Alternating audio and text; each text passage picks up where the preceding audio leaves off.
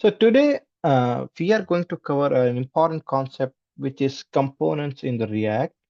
And if you remember from our previous session where we had gone over the Airbnb website uh, and we were looking at Airbnb, components were nothing but reusable pieces of the application that could be shared and that were tiny. So for example, in Airbnb's case, if you see this picture, this square picture with rounded corners, that can be termed as a component, and that component is being reused here for different house and and different images.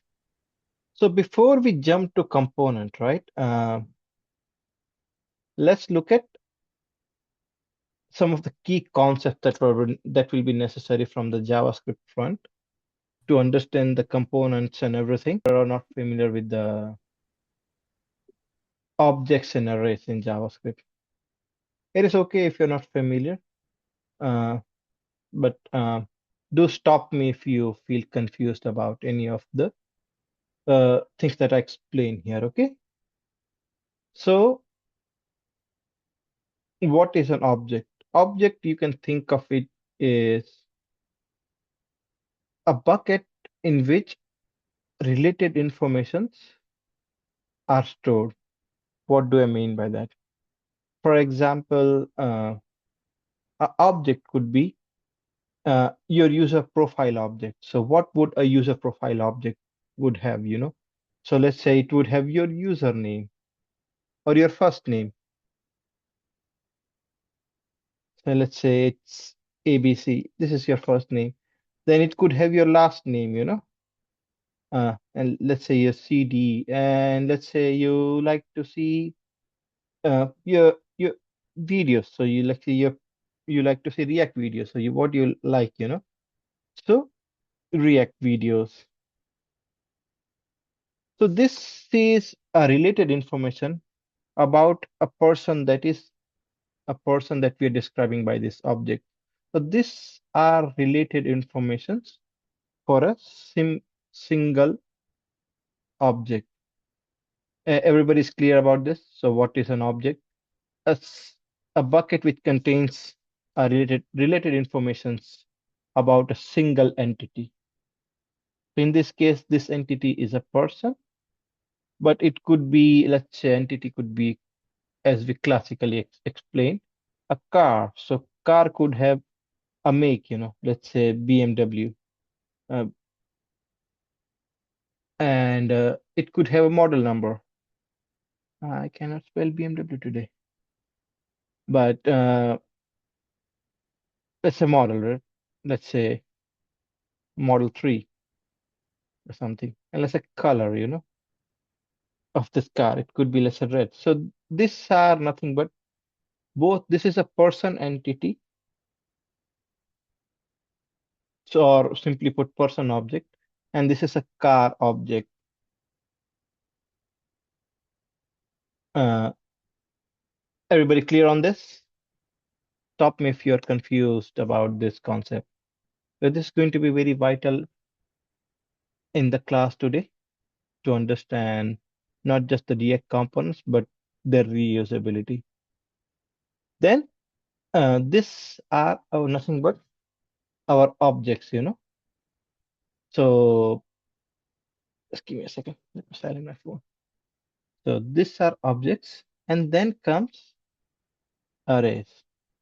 So let's say you have so many cars. Maybe person likes car, and they want to have they have more than one car. So they maybe have Audi or they have a BMW or and so on and so forth. So array is collection of same or similar objects. So both are in JavaScript. Array and objects are collections, and um, objects are information about a single. entity, whereas array is collection of several such entities. So this could be cars or this could be persons, for example, as well. Array could have a person. So let's look at a simple array, So this or array could have any kind of values. For example, let's say it's collection of just pure numbers, So array could have a value like this, or where array is holding pure numbers, one through four. So these are our arrays. So with that, two key concepts that we need for today's class are these two things. And I repeat again, if you are confused about this, stop me. We can go over them again, and and then if you guys are good with this, we can move forward. So I'll wait for signal from one of you to indicate if you're good or not. This is Makes clear. sense. Okay, good, good. So let's move on. So something from our previous class, uh, we have to go to the first app that we had created, or we can recreate our application as well if you guys want me to repeat those steps for learning again. Uh, but we had created our first React application in the last class. And if you guys go into this, open your Visual Studio Code, and either you can open the terminal from here by clicking New Terminal. And remember, to run our application, to see the output of our application, we have to do npm run dev. You could do this in a dedicated terminal like I am doing, or you could do it in the VS Studio Code. I typically like to do it outside so that I have full window for myself to use here in the Visual Studio Code. But any of the approaches are totally fine. So let's say you are coming back to this project after a week and you do not know what command to uh, fire or what to type on the terminal to run your application. You could go back to the file called package.json that we saw in the last class and look at the scripts entity. So if you see, scripts is a classic example of an object. Scripts is an object that is having different kind of values which are related, which do the work of running application or building application. So they are some one or the other way doing something about your application. So uh, dev is the script which is going to run our application. So you don't need to remember this. You just go and package in your package.json and look for the command or actual script which will run your application. So we are going to do npm run dev, and this will start to build our application. And very soon we will be able to go to our application that is rebuilding. So hopefully everybody is able to load this. Uh, uh, if you're not, reach out to me. Uh, so now coming to our important uh, concept of the day, which is React components. React components are broken down tiny pieces of code which can be often reused uh, while building a larger application. So in the React components, uh, let's go to our code actually to look at our first component. So what you see in our application, right, on the page of application, this is being rendered by a component, app component. This app component is a central component which is rendering that.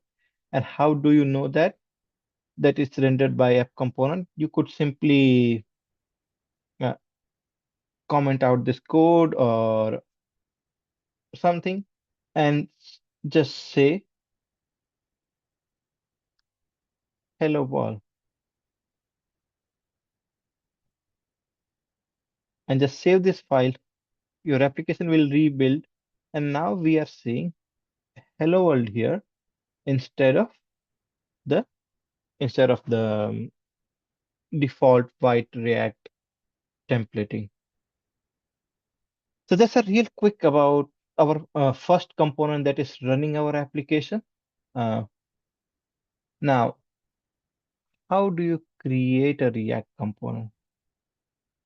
So React component are nothing but files with extension JSX or TSX uh, if you're using TypeScript. So in many of projects, you will be using TypeScript.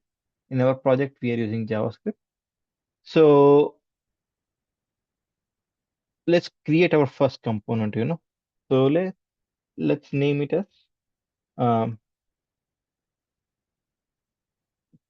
maybe let's take an example of a place where a teacher is able to see all the students who are enrolled in the class. So let's say we call it teacher.tsx.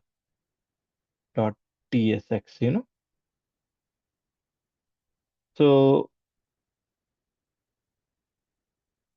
once this is there, React components are nothing but JavaScript functions which return a special return type which is known as JSX.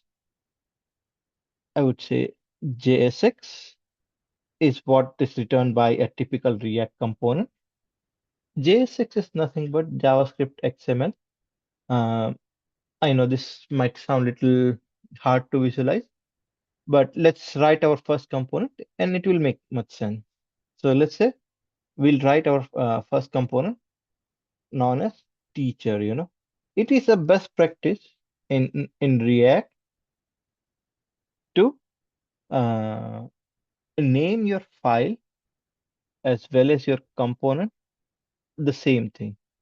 The file obviously uh, can or cannot can start with a capital letter, or you could keep it smaller letters, but make sure that the file and the component are matching. So React components are the functions which return JSX. So JSX is a way in which we can write HTML like code inside your React components or your JavaScript files. TSX is, sorry, I name it TSX, but let's rename it JSX. Um, so JSX components, React components return JSX from their return of the function call. So we'll typically have something called return, and then we open a bracket, and then we return a JSX. So here, let's say name of the teacher is teacher AB, comma CD. So this is the name of the teacher. Um, so here we are returning, if you look at this, it's a HTML in typical sense, it's an HTML, but it's not purely HTML. It is called JSX, and you will see why it's called JSX very soon. Why it looks very similar to HTML. We can do a lot more things with this. Um, but this is very uh, very easily created first React component. And all we need to do at this point is export this component from this file, which is the component name. So all you do is create a function and then return the JSX. JSX is nothing but your HTML-like code inside your JavaScript, and you return it from the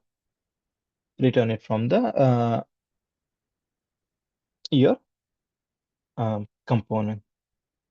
So uh, At this point, now we have our component created. But if you look at our app, we do not see teacher ABCDs anywhere. And there is a reason for that. Right now, this component has been created, but it has not been tied to our main application. And our main application gets rendered from the app component. So we have to import our teacher component from the file that were created. Anybody has any confusion? And this is going to be really important going forward. So the ability to import a React component inside another component is going to be extremely critical. And this is a relative path to the file that holds the teacher component. Let's remove the style for now. We do not want the style. It's just throwing off, but that's okay.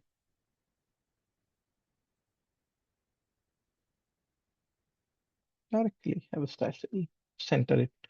But yeah, that doesn't matter. Now we have our teacher component imported. And if you look at the code of our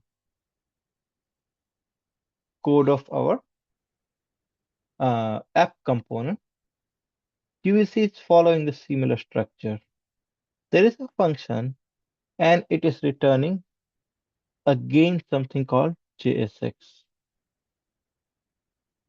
So let's add our teacher component here. So all we need to do to use our teacher component is treat it as another HTML element and just uh, uh, i- do this like this. And that means our teacher component has been imported inside the uh, our app component. And something has gone wrong. Did we stop?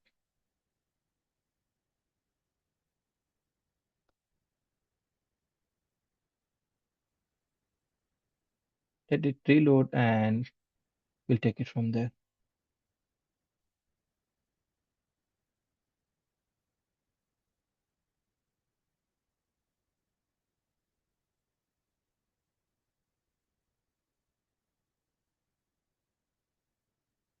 We- Everybody is familiar with the developer tools. You can right click anywhere on the Chrome and open your developer tools to see any errors.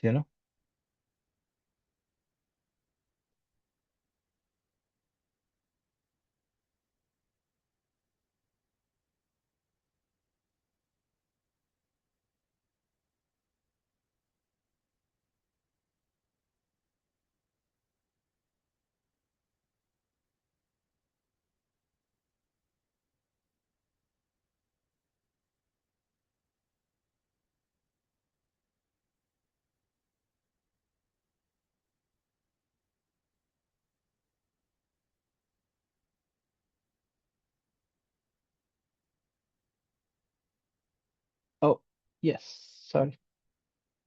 Thanks for pointing that out.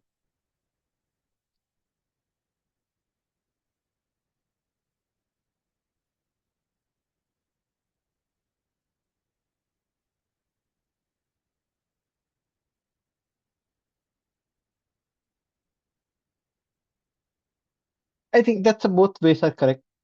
You can call teacher like that or like this as well. Let's try this way. Maybe React has.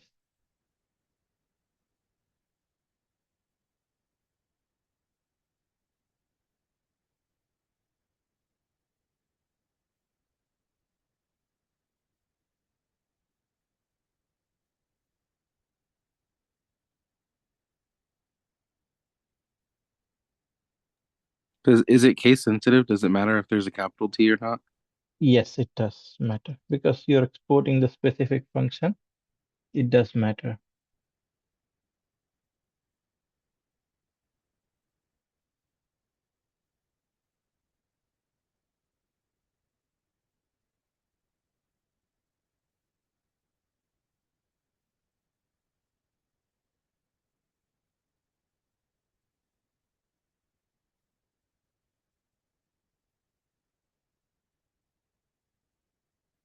Give me a second, guys.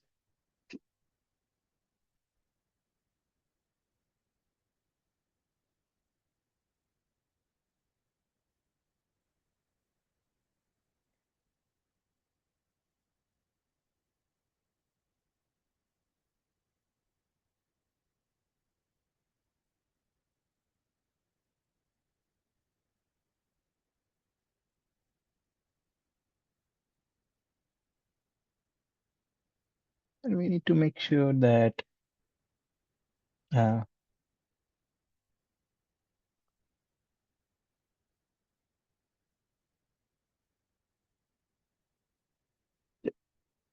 like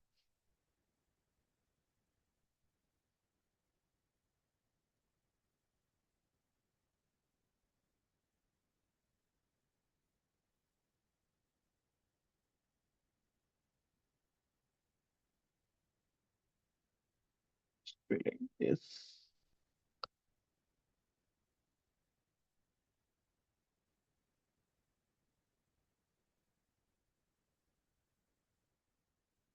So now it's short. I need to restart it, and it works. So now we are seeing our teacher.cd. So this is going to happen whenever you're building our code, and we were importing the teacher incorrectly. It just import teacher because we are not we are just importing the teacher. So there's some tricky ways we export the modules from JavaScript files, but that's a discussion for another day. So now we have our teacher ABCD loaded here. And I was talking, this is no ordinary function. This is no ordinary HTML, but it's a JSX. So you could mix JavaScript with that. So what do I mean by that? So let's say you could have your teacher name defined somewhere here. And for the simplicity purposes, let's give it a different name, XYZEFG. Now you could use this teacher name directly into your HTML like uh, code, and that would properly import this properly renders your JavaScript code inside your uh, component, which is actually rendering a p tag.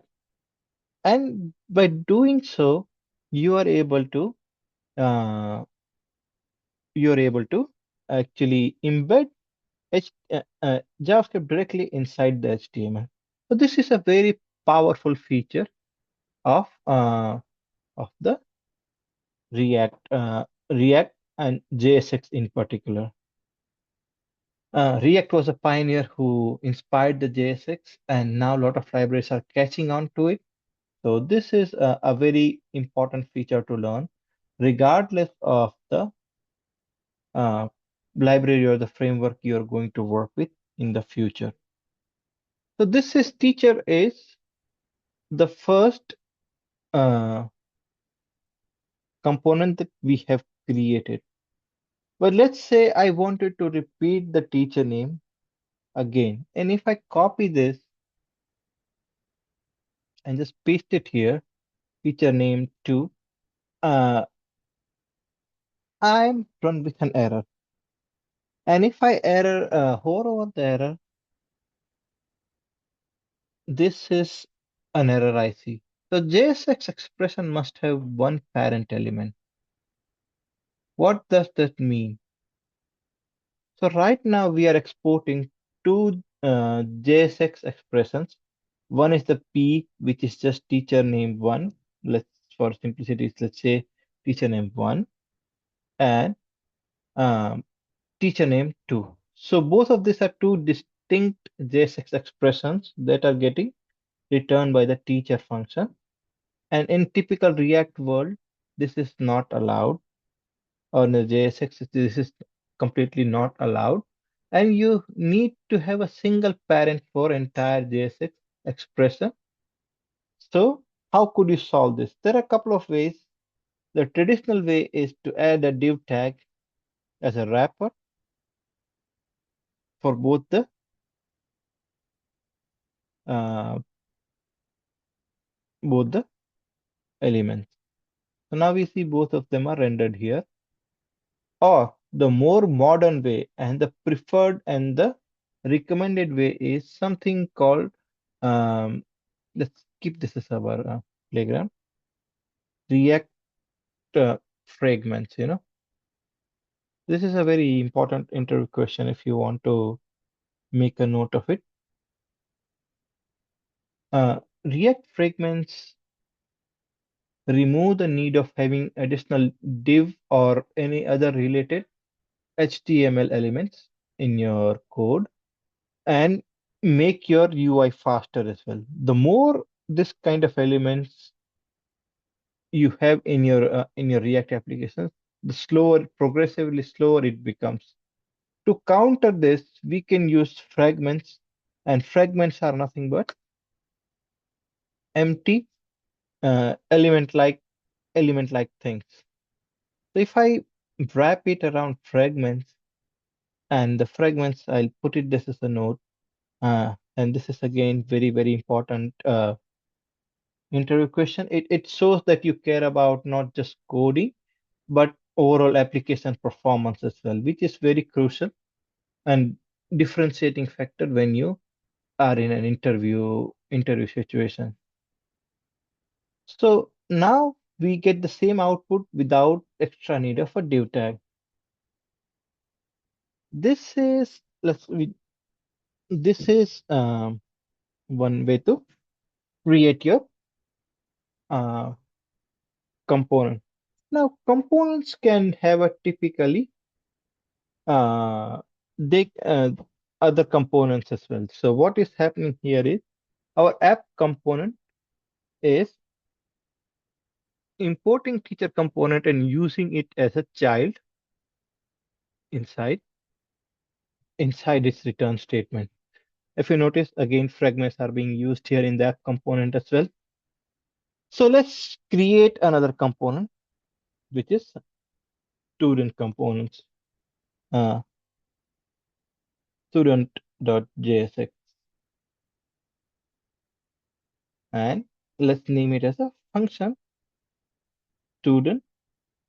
And let's say a function can have an argument that it can accept. So what do I mean by that? Any JavaScript function can have argument that can be passed into it. So let's say student function gets its name. Uh, let's make it explicit and call it student name, and it displays the student name. So let's say we return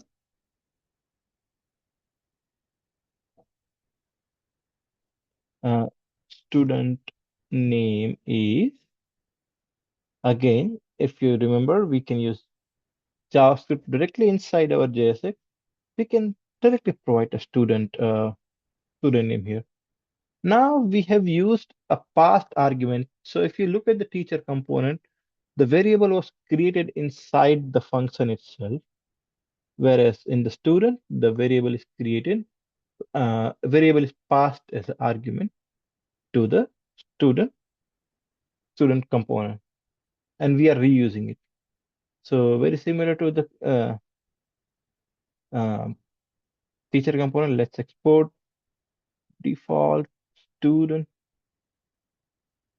And now we want to use this student component inside our teacher component so that we can learn who all are the students who are being taught by this teacher. So we can import student from our student file. And if I did this, let's put it as a heading here.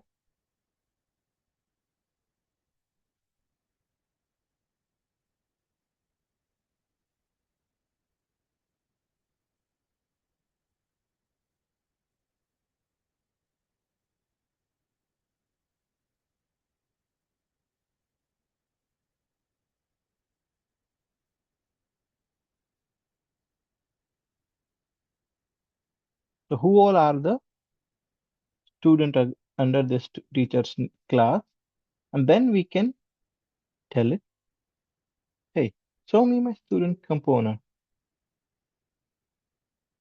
Is it going to work? Can anybody comment? Is it going to work? If you are guest, uh, uh, that's that's correct. That it is not going to render because uh, just give me a second. Just give me a second.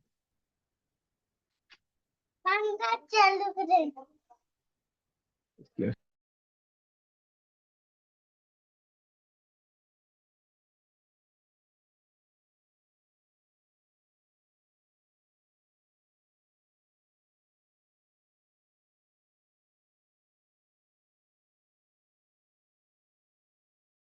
I'm back. Sorry, my son has stepped into the room.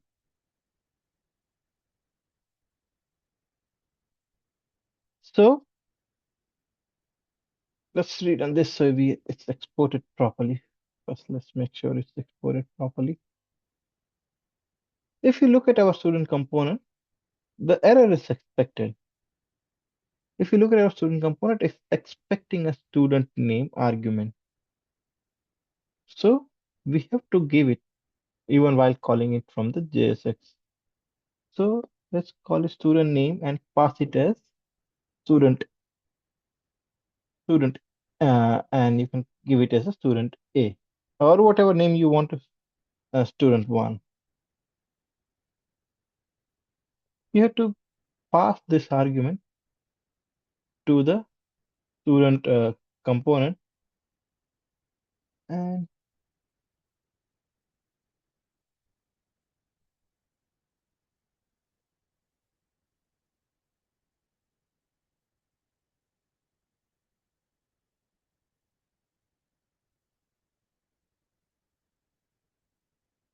oh, this is called props.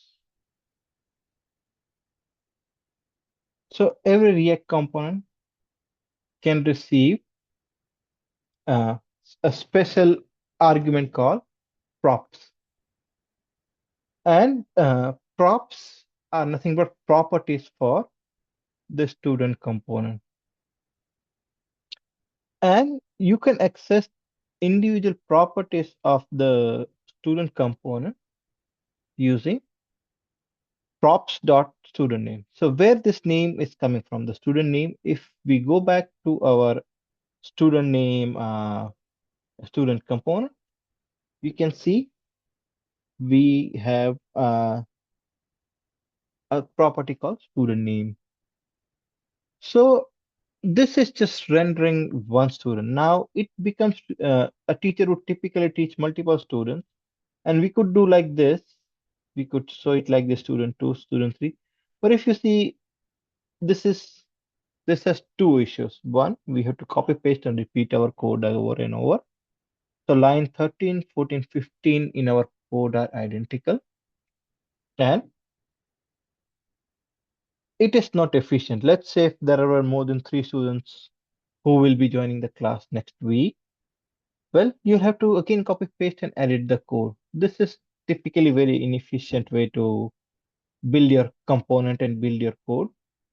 So what happens typically is we pass as a array, we create a student array. So remember, array we had gone over here is similar entities in a bucket. Similar entities in a single bucket is nothing but student array. So let's say student uh, name array, we define array by doing this big brackets, and let's provide all these names that we want to provide.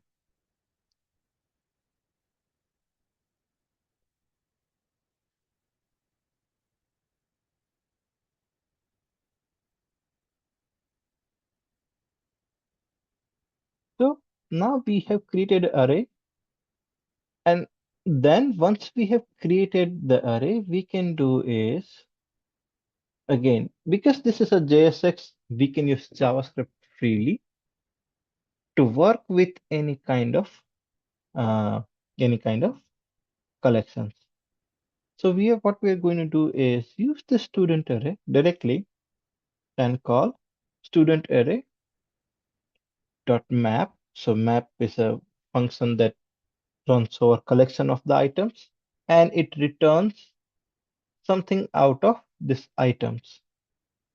So function that accepts three arguments, map method calls callback function and define. It's very wordy, but you will very quickly see uh, it is iterating over each of the elements. So student 1, 2, and 3. So individual elements while iteration can be accessed with the first argument.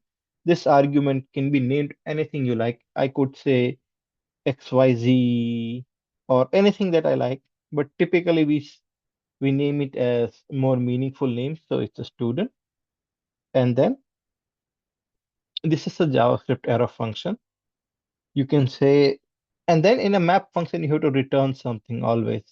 So we are going to return nothing but our student component for each of the students, where student name would be the uh, student.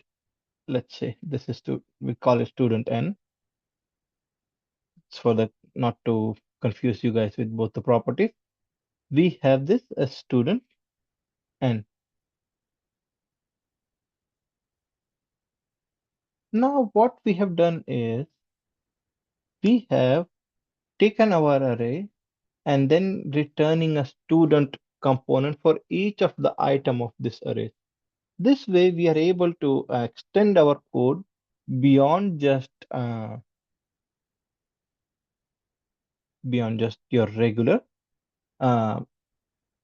your regular individual student copy pasting. When we do this, we are expecting the same result still. And yes, we are able to see the student 1, 2, 3 is still displayed. And we see there is an error on the dev tool. And if you look at the error, it is saying each child in the list must have a unique key property. This is again a very unique yet very commonly seen error in the React world. And it is you may be asked a question on this. Why does React do this? Why it is needing a key property on this? Is to the uh, distinctly identify each of the student component that is going to be rendered by React when it compiles the code. Because if you think of it, what this block of code is doing is it's essentially creating the same effect as in before, where we were adding three student components one by one. So we have to add a unique property called key and then provide a unique value to this. So one way to do it is pick a unique element out of the array, each item of the array. So here our student names are unique, so we can use that as a key. Or there is another elegant way to do it, which I'll show you guys quickly. And now, if we refresh our page, the error is no longer there. And now, student name is student 3, 1, 2, 3. There is another way. A map function in JavaScript is takes provides another argument, which is second argument, which is index of each element. So if you think of this, index are virtual places of each element inside the array, and they start from the number 0 and they go on forward. So if we go back to our Excel, so index will be for this car 1, index number will be 0, then the car 2 it will be 1, 2, and 3. and so on and so forth. It could go on if there were more cars, it could go on. So if you see for each element in array, index is a unique thing. No two elements are going to have same index. So car 1 and 2 are never going to have similar index, same index, and same goes for car 2 and 3, and so on and so forth. Uh, so we could use, instead of student name, we could use index as well, and that would still satisfy our uniqueness requirement for React. So if we refresh this, we still see the uh, uh, same behavior, and we do this. Any confusion still now? I know we covered a lot of things, so I want to take a step back and ask if anybody has any confusions.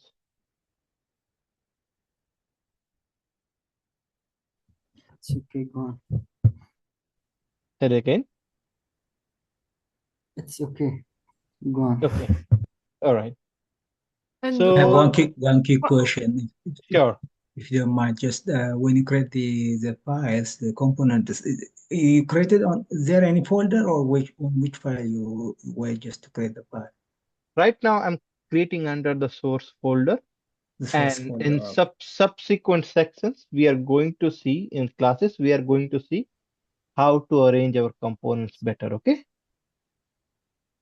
But yes, you have a very good point that typically components have a unique folder to them, and we put our components there. So in subsequent lectures, we are going to observe that structure as well. I have So, one question. Sure, Sorry. Uh, sure, go ahead, okay. Natalia. I have one question on a 16. Key index on a student, is it the index of the array? Correct? Yes, yes. Mm-hmm. So if you And look at this, right, Mm-hmm. and how do you know that it's the index of array? Just give me a second. Do you ask me? Oh, Yeah, so yes, how do you know that is by if you go to each rendered item, so student name is student one, if you inspect element on it and look at the p tag that was rendered, right? It it's not representing here, but maybe there's another way of tool which actually shows the uncompiled version as well. But yes, I'll find that tool for you guys next time. But yes, this index is the index of the mhm. Yeah, okay. index of the array. So for the first student it will be 0, it will be 1, and it will be 2 for the third student. But this Mhm. is important, and again, if you want to make a note, having a unique key is important interview topic and can be asked as well. And so I'll keep pointing out whenever I see a topic that is important from the interview standpoint as well. So this is where we can use, this way we can create the React component using the traditional JavaScript uh, functions. So now there is something called arrow functions as well, which were introduced with the JavaScript 6 or ES6 as we call it, where and we have seen an example of it. And one way to create them is the arrow functions are you create a normal variable my function, and you provide uh, an array of syntax for it, and then um, you create the function body out of it. So you will see a lot of places where the React components are created this way.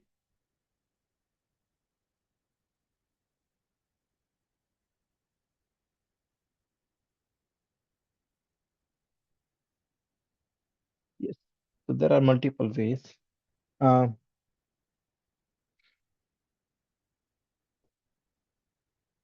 so there are multiple ways like this. We can create the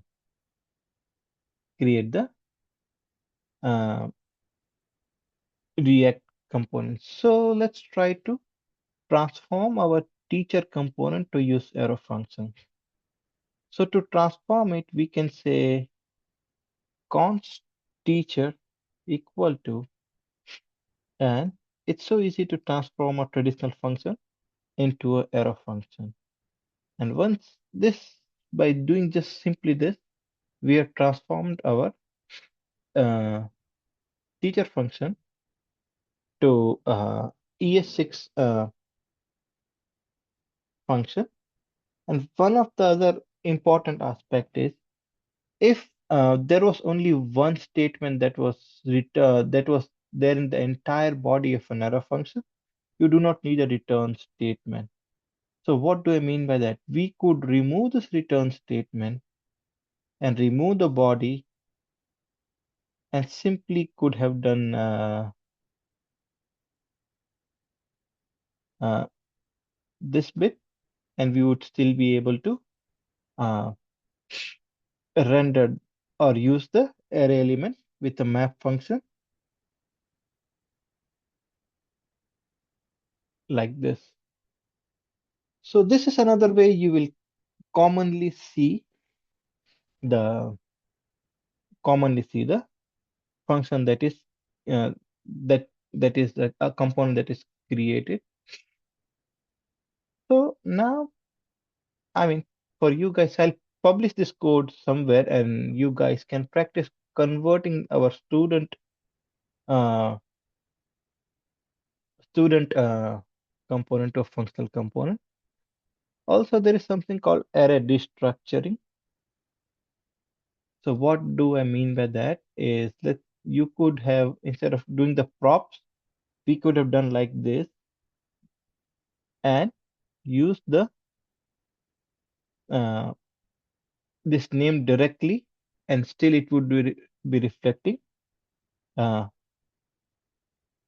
reflecting the same.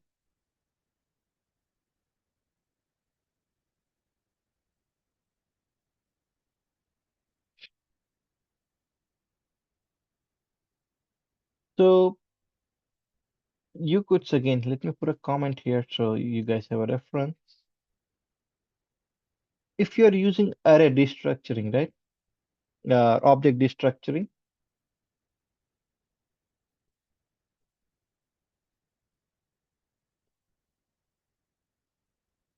you could pass a properties like this, or if you want to do it traditional way, uh, traditional, you have your props directly, but wherever you use it, you have to use prop det prop.pseudo-name.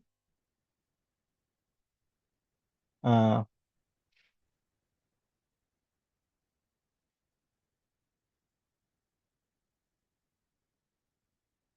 Here you can use directly use the student name variable. So this is more cleaner. Uh, I traditionally prefer creating my components this way, more modern way. It keeps the code clean and simple to understand. But if you prefer to do it like this, which I've seen many developers still use it, it is perfectly fine as well. So that is the topics I wanted to cover for today's class. Next week, we will be looking at another way to create React components, which is functional components, and using the state variables inside those functional components. So, uh, with that though, anybody has any questions?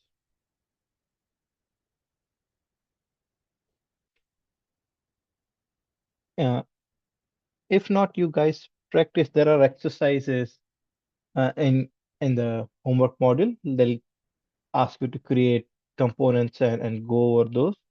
So I suggest you practice and take homework as your uh, assignments as for practice rather than really.